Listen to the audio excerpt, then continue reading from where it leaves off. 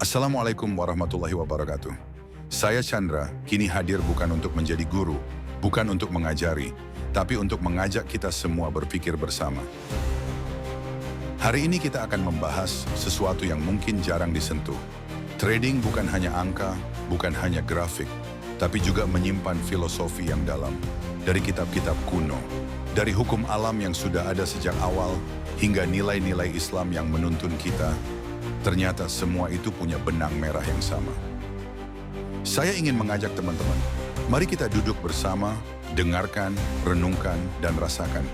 Karena di balik setiap transaksi, ada pelajaran hidup yang besar.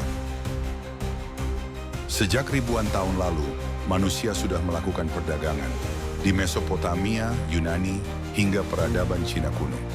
Dalam kitab Tao Te Ching, ada ajaran tentang keseimbangan yin dan yang. Trading pun sama, ada naik, ada turun, ada untung, ada rugi. Filosofi kuno mengajarkan, jangan melawan arus tapi belajar mengikuti aliran. Sama seperti pasar, ketika kita memaksakan ego, kita tenggelam. Tapi saat kita belajar mengikuti hukum alam, kita justru menemukan jalan. Ada pepatah kuno Tiongkok, manusia bijak tidak mengejar keuntungan, tapi menghindari kerugian yang menghancurkan. Sama dengan trading, bukan tentang menang terus, tapi bagaimana menjaga keseimbangan agar tetap bertahan. Di alam, tidak ada yang kebetulan. Biji yang jatuh ke tanah subur akan tumbuh. Yang jatuh ke batu tidak akan hidup. Begitu juga trading. Setiap hasil adalah konsekuensi dari tempat dan cara kita menanam modal. Hukum sebab akibat berlaku mutlak. Kita tidak bisa mengharap panen jika tidak menanam. Sama halnya, tidak bisa mengharap profit jika tidak ada proses belajar.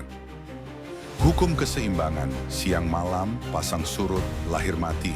Pasar pun begitu, ada bullish, ada bearish. Semua bergantian, semua saling melengkapi. Ketika kita mengerti hukum alam ini, kita jadi tidak mudah panik. Karena kita tahu, badai pasar pasti berlalu dan selalu ada fajar setelah malam. Dalam Islam, rezeki itu sudah ditetapkan Allah.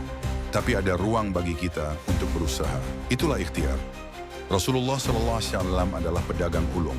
Beliau mengajarkan kejujuran, kesabaran, dan tidak tamak.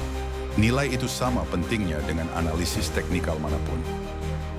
Islam juga mengajarkan tawakal.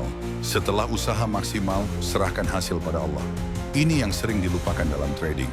Ayat Al-Quran. Dan bahwasanya seorang manusia tiada memperoleh selain apa yang telah diusahakannya. Quran Surat An-Najm 39.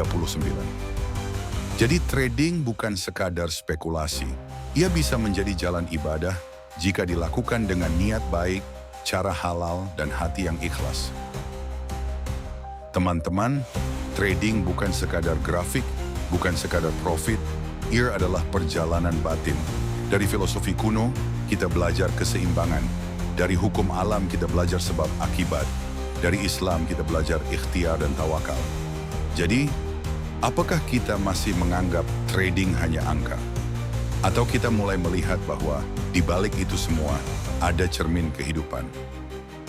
Saya Chandra, bukan datang untuk mengajari, tapi mengajak kita berpikir bersama. Wassalamualaikum warahmatullahi wabarakatuh.